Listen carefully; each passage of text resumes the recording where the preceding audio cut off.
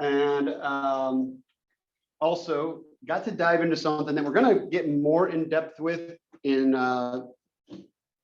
chapter 15 in the next module. But you saw it in the video lesson, and we're going to do a little bit with it today. So we're going to talk a little bit about parameterized surfaces. Enough to do this section. We'll go more in depth with them later this semester. We'll plot them, spend more time with them. But we'll cover them enough so that we can do surface area. So basically what's going on is we have a 3D surface, right? Think of a sphere. Well, we want to calculate the surface area of that sphere. We have a formula for doing that for a sphere. We don't for generalized functions, but we can use an integral to do so, all right? And so what I'm going to do is I'm actually going to start with a parameterized surface, even though we're not that familiar with them, because it's really easy to see how surface area works with a parameterized surface. Then we can convert it for a function, which is you saw two formulas coming into today. I'm going to show you where they both come from. All right. So basically what's happening is we've a parameterized surface. We looked at parameterized curves, right? Remember when we did the helix, the conical helix, all that stuff? Our parameterization was of one variable. A parameterized surface is going to be of two variables. That's the only difference. And it's the same basic idea. Having that second variable creates a surface. Again, we're going to go more into depth why in module 15. But here's our takeaway. So what's happening is this vector valued function, what it's doing is it's taking something in the UV space and mapping it onto the surface. So say taking something in our XY plane and mapping it onto some surface out in 3D space. All right. So what's happening? I want to give you just a little bit because this is going to show you where the formulas you saw come from. So let's say here we've got our region R. Let's call this U, this V.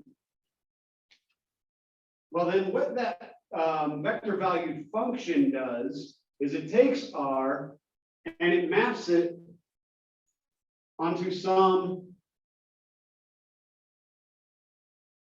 surface in the XY plane. Or sorry, some surface in 3 space. All right, so actually we can even throw in our 3D. So that's what R is doing, that vector valued function. It's taking ordered pairs and mapping them onto a surface. So it creates the surface for us. It works a little bit differently than having some function z equals x squared plus y squared. All right, this is a little bit different way of doing it. We can get a lot of the same functions. And I'll show you that here in a second. But what we're trying to do is get the surface area of S. All right, well, the idea is nothing new. What we do is we take our region R and we break it up into a bunch of, except in this particular case, they're going to be delta V's and delta U's just because of the letters I happen to use. But same idea, right? Well, those correspond to certain regions on the surface. Now these regions, because the surface may not be rectangular, actually our region doesn't have to be rectangular, we're simplifying it. But this block may correspond to this block, right? This block to this block. So what we do is we break that up into a bunch of little deltas. Okay, so what I want to focus on is just one of these squares. So we zoom in on one square here, and that thing is getting transformed via R into one of these, something like that, okay? Now, what's happening is this is happening at some UV point, right? So this is some U comma V. So this would be U plus delta U comma V. This would be U comma V plus delta V. And this would be U plus delta U comma V plus delta V.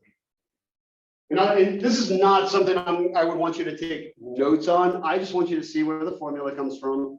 And this is basically our introduction to parameterized surfaces. So we'll probably either skip this part or just briefly talk about it when we actually get to that section. Well, each of these corresponds to something over here, right? So now they're getting put into R. So this would be R of U comma V plus delta V. I won't do all of these just because I don't want to bore you with it, but one of those for each of the corners there, right? We're getting that mapping. So again, just think of R as it takes the points in the XY plane, maps them onto the surface. That's what R does. It creates the surface for our ordered pairs, our inputs. Now, what we need to do is, what we're trying to do is find the area, actually, so R U plus delta U, comma, V plus delta V, R of U plus, U plus delta U, comma, V, and R of U, comma, V.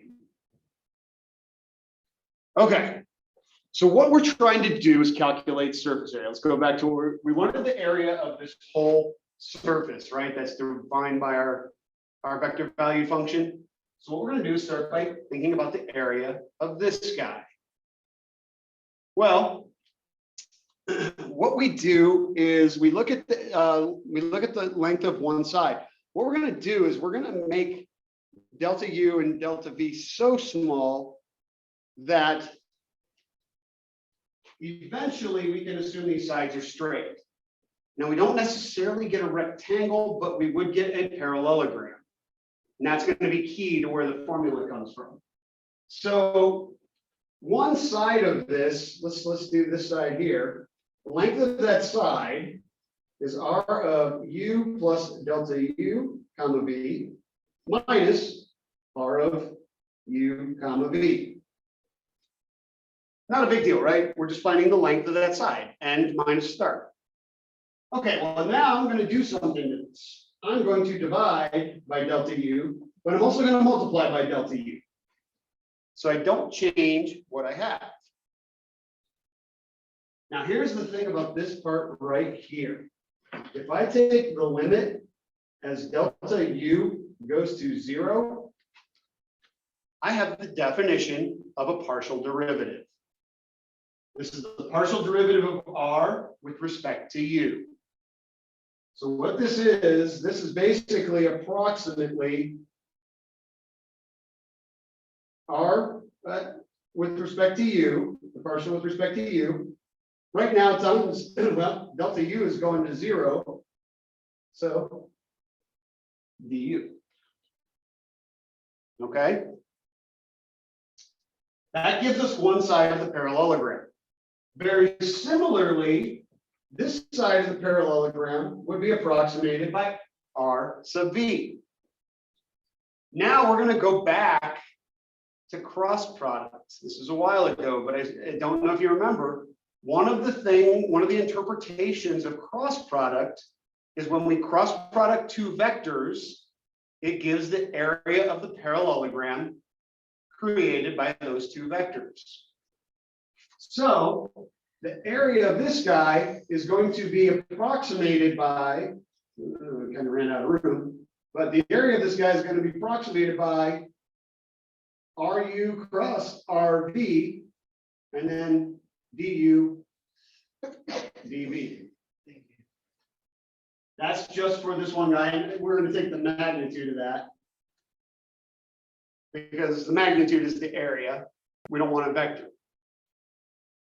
So that takes care of one of these squares. We just now need to add up over the whole region. All right, that is where this formula comes from. These two, the double integral sums up over all of those parallelograms. The cross product does the area of each individual parallelogram. Okay. That, what I just did is not something you have to do. To be honest, it's not even something you really have to understand. I just wanted to give you some idea of where this came from, because all of a sudden there was a video in the lesson about parameterized surfaces, and we haven't seen those before. All we need to know about parameterized surfaces for right now is that what they do is they take something in the XY plane, it's a vector valued function, which we have seen, and maps it onto the surface. So it creates a surface. All right. Now we have the formula. Well, let's see how this works. Oops. Okay. So a cone of height 1, and that has that's at a 45-degree angle. So its base radius would also be 1. For right now, you are not expected to come up with parameterizations. Like I said, that's going to be in the next chapter. It's a couple weeks away. You'll be given any parameterizations if you're asked to find the surface area, like in the homework or anything. Okay, so don't worry about that. So right here, I got the parameterization. Now here's what's really cool about this. All right, let me bring over Calcplot 3D. Okay, so if you want to do a parameterized surface, right there, parametric surface. Now, by default, this uses U and V instead of theta and R, like I had in my parameterization. But let's use U for the radius. So we're going to have U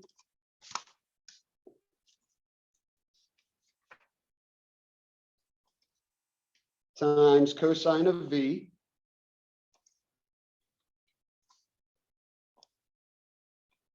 We'll have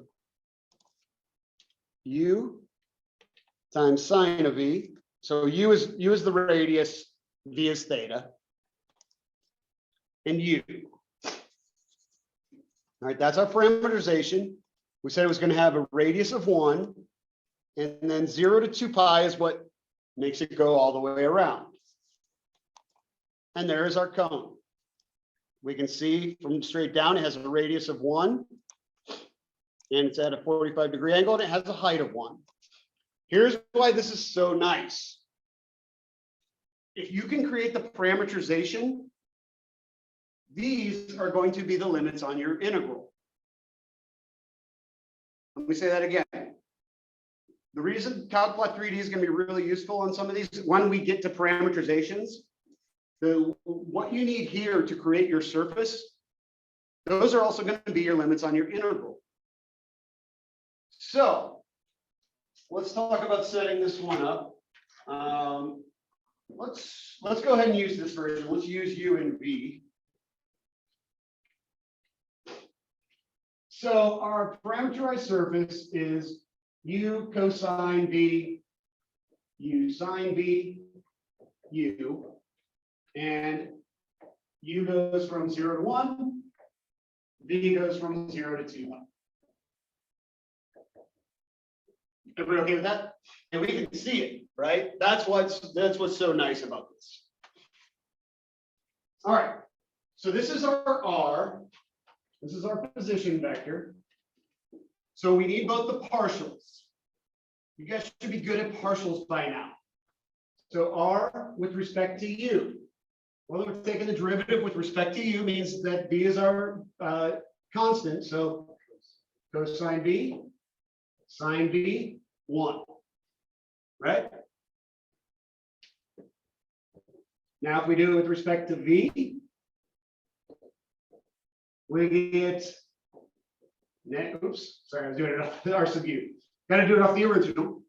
All right, constant. Now we're taking the derivative of cosine, which is negative sine. So negative U sine B, U cosine B, 0. All right. All I'm doing is partials. You guys have had a lot of practice at that at this point. All right, next thing we need, next thing we need is the cross product of these two. Again, something we've done before. For time's sake, I'm just gonna put it up there because there's other things I want to get to today. I don't want to have time for you guys to do stuff too. But the cross product, negative U cosine B, negative u, sine v, u. Okay. And like we've talked about before, when you're working on homework, feel free to use Wolfram Alpha to help you out with the cross product. Don't kill yourself on it, okay? It's really easy to make a mistake, and I don't want you to get stuck on one problem because you had a sign error in your cross product. Yes, you need to be able to know how to do it by hand for the exam, but that's just following a formula, right?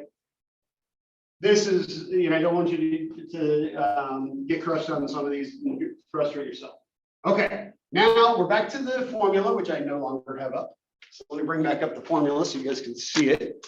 We'll come back to Calculate 3D here in a little bit. So we need the magnitude. The magnitude is going to be our integrand, okay? Here's the thing.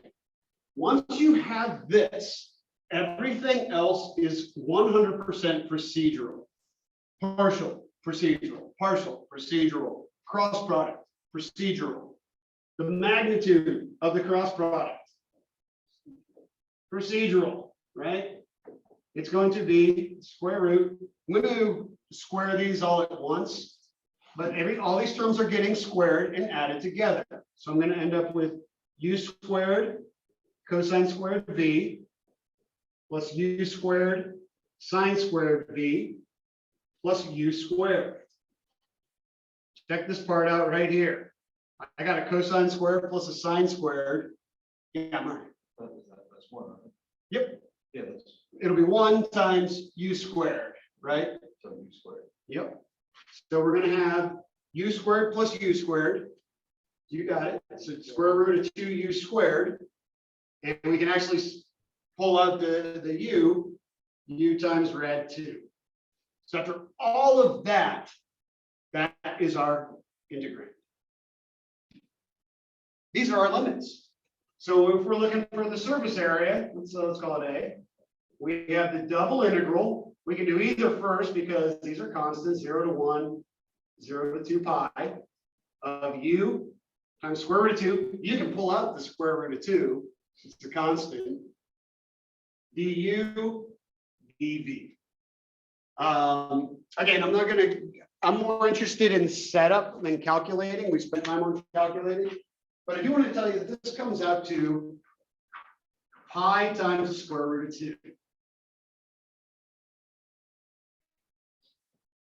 And the reason is because this one is actually on the worksheet.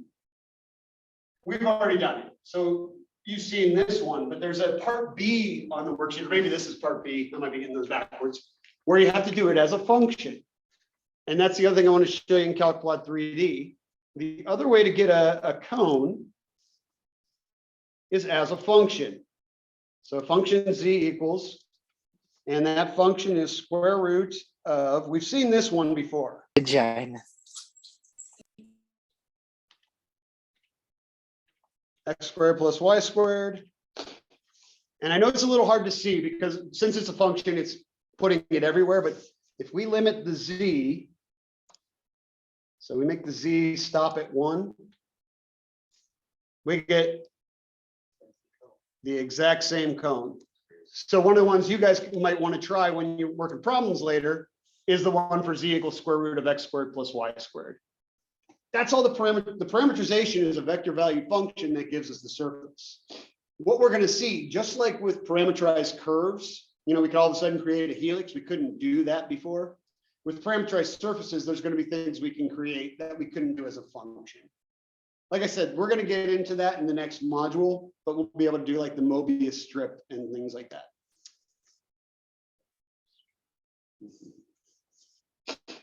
Okay.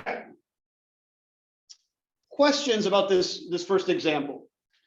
Like I said, we're done with this part. I just wanted to give you an idea of where that formula came from. Oh, wait, oh, that. Okay. Yeah. Now, here's one thing I do want to point out.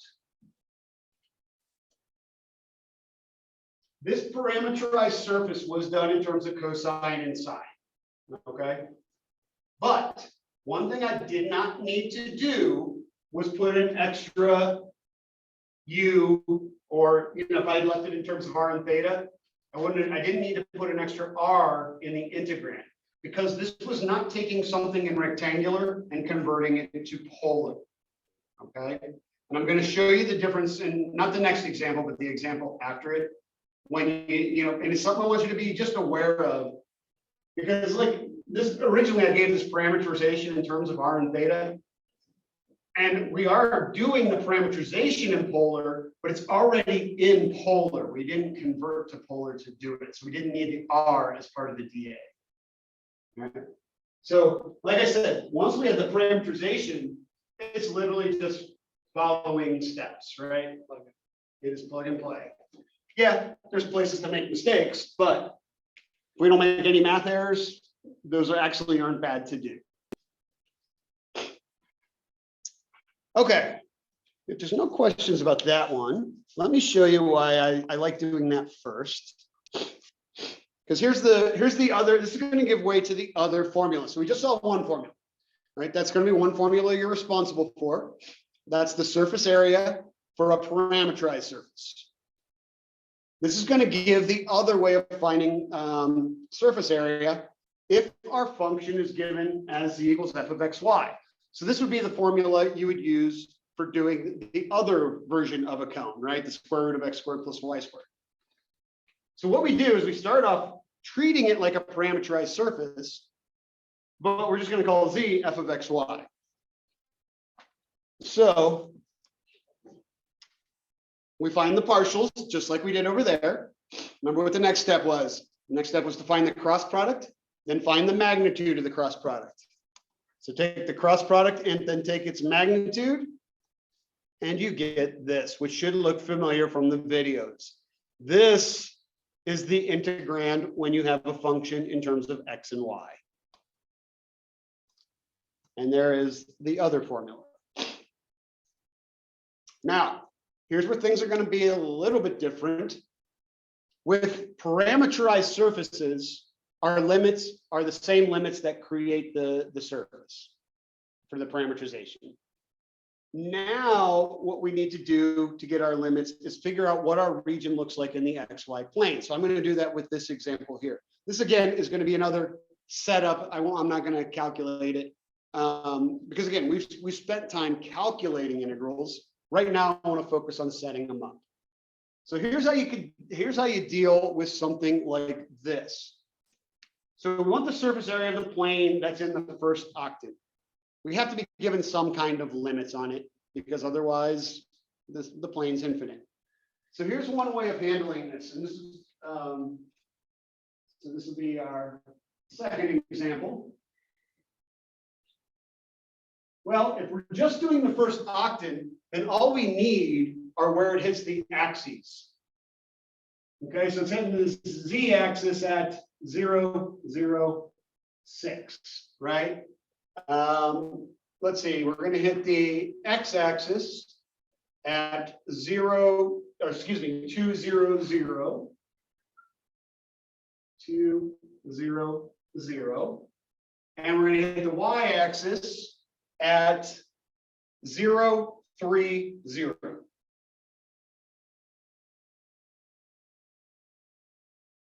Remember, if we're looking for intercepts, you set 2 of your variables to 0 and solve for the third. So for instance, how did I find the x? Well, 0, 0. So I end up with 6 minus 3x equals 0, x equals 2. Because we're only looking in the first octave. So this is the piece of the plane that we're looking for the surface area of. Now, let's start off with the easy part, and then we'll talk about the more fun part, where there's more to do. Our integrand is pretty easy. What's f sub x for this function?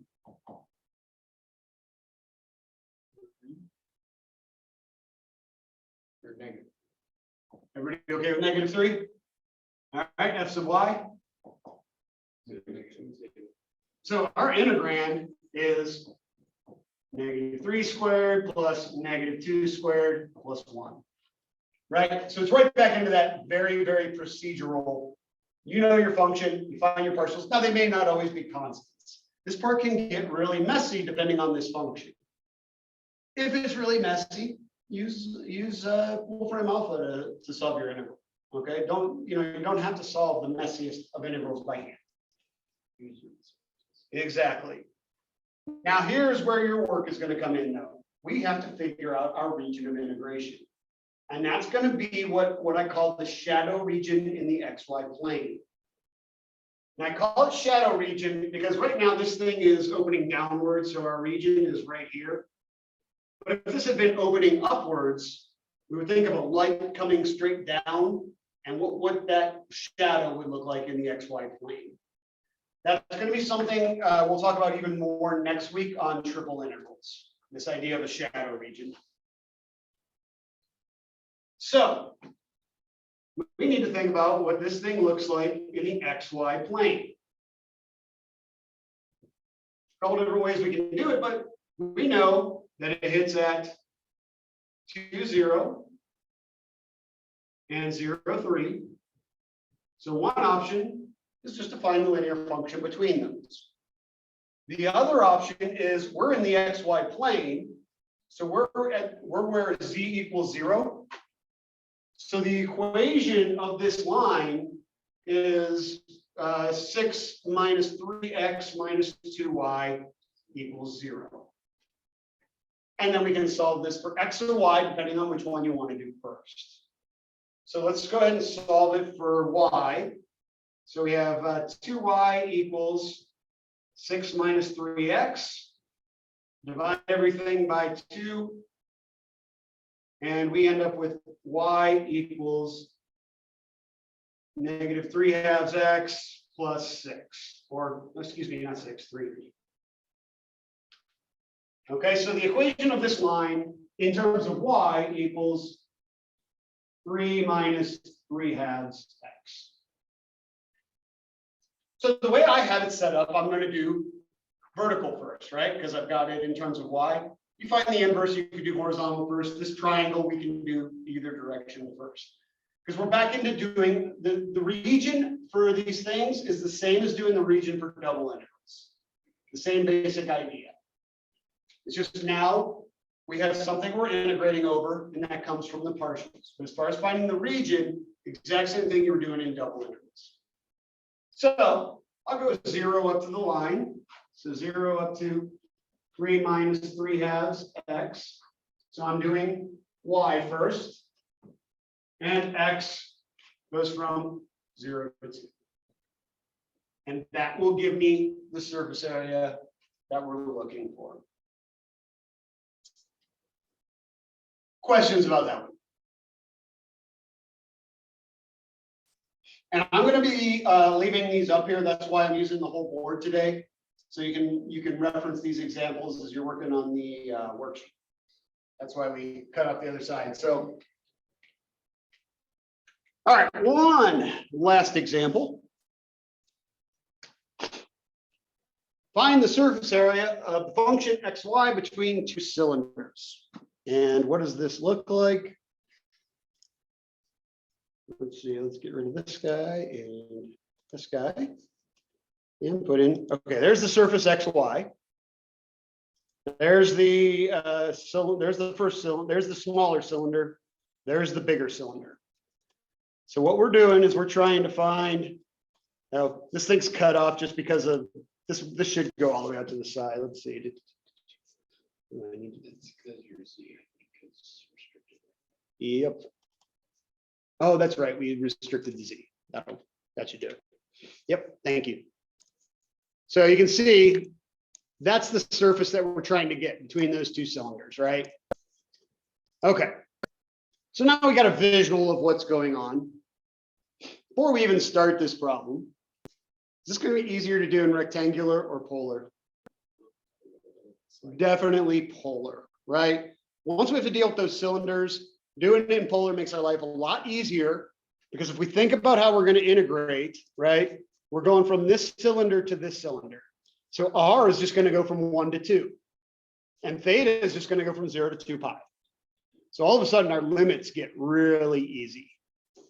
Okay, so let's talk about setting this thing up. We already know what the limits are. sometimes the limits are the hardest part, right? The problem we just did, the limits were the hardest part on it. We already know the limits. So now all we got to do is set this thing up. So this is going to be really cool. So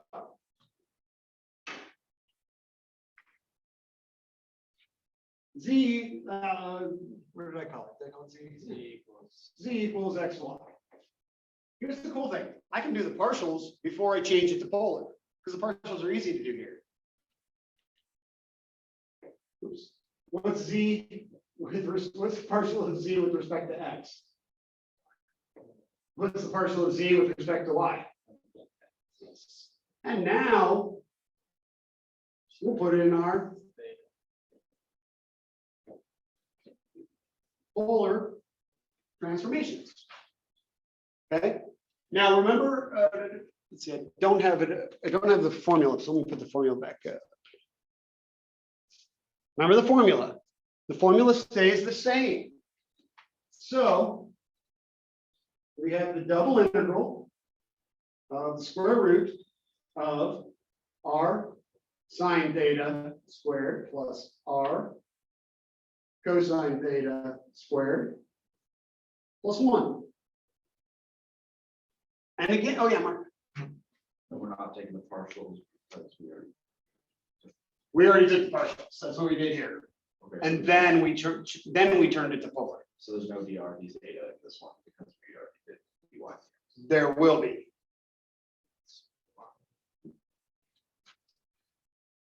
We're not yet. We're gonna integrate over the area after you do the square root, right? Yep. So we can do either, we can go r first or theta first. Probably gonna be easier to go r first. So 1 to 2, 0 to 2 pi. We need the limits. So we know we're going dr d theta, but because now we are changing it to polar. Now we need the r dr d theta. R dr d theta. And I remember. Okay, I know it's hard to read, especially for you guys at home. That's a dr d theta. Everybody okay with that? Sorry, it's such a mess. All right, that's it. Like Wolfram Alpha can finish this thing off for us now if we want, but look at what's going to happen again. And this happens a lot because of our circular surfaces. You already see it? Yep, we're going to have an r squared sine squared and an r squared cosine squared and then plus 1. That r is not under the radical, which is actually going to be a good thing for us. Sine squared plus cosine squared is 1. Oh, yes. Oh, you're the same one. So this becomes just r squared, right? This whole thing here is just r squared.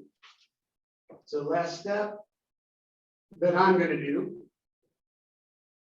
So we're going to end up with square root of r squared plus 1, r dr d theta. And thanks to that little r right there, this is set up perfectly for a u sub, right? We'll let u be r squared plus 1. That'll allow us to do our u sub. That'll take care of the first integral. The second integral will be really easy because it's basically just going to be multiplying by 2 pi. So we have something we can finish off from here. All right. Again, I wanted to focus more on setup than calculating. And for those of you guys who do need it, make sure you practice u sub. It does come up a lot, as you're probably noticing in the last couple sections. Now, again, the reason I wanted to do this one is the contrast. Notice what happened here in the blue on the right versus the blue on the left. In the blue on the left, we were doing a parameterized surface that was already in polar. So we did not have to put in the r into the integrand, right? So if you have a parameterized surface and your parameterization is already in polar, you do not have to add an extra r in. In this case, our function, we were given a function in terms of x, y, but we knew it'd be easier to do in polar. So we converted, so we needed to put in the extra r. So that's what you want to look for now, because it will get a little tricky because before we were just always converting. Now we might actually be given a parameterization that's already in polar, and you don't want to just get into this auto, oh, it's polar, I'm going to add in an r. if it's a parameterized surface, and it'll be obvious. This is not going to be something that's, that's not obvious. You will know because it's given as a parameterized surface. It's given as a vector value function, and you're specifically using that cross product formula instead. In this case, we weren't using the cross product formula. We were using the formula for a function.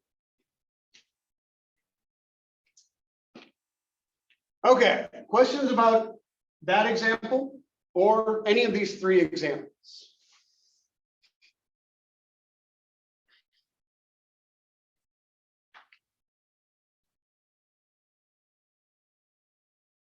Okay, let's work some problems from the worksheet.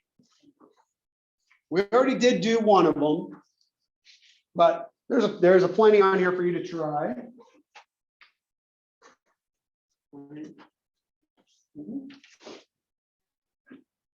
Let's see. Well, and we did set up 5 as well, so maybe don't worry about that one too much, but play around with them. Whichever one you want to try. We're the only class in here, so we always end up erasing one way or the other. Well, yeah, it's just, it's been on. I gave you one. now. Okay.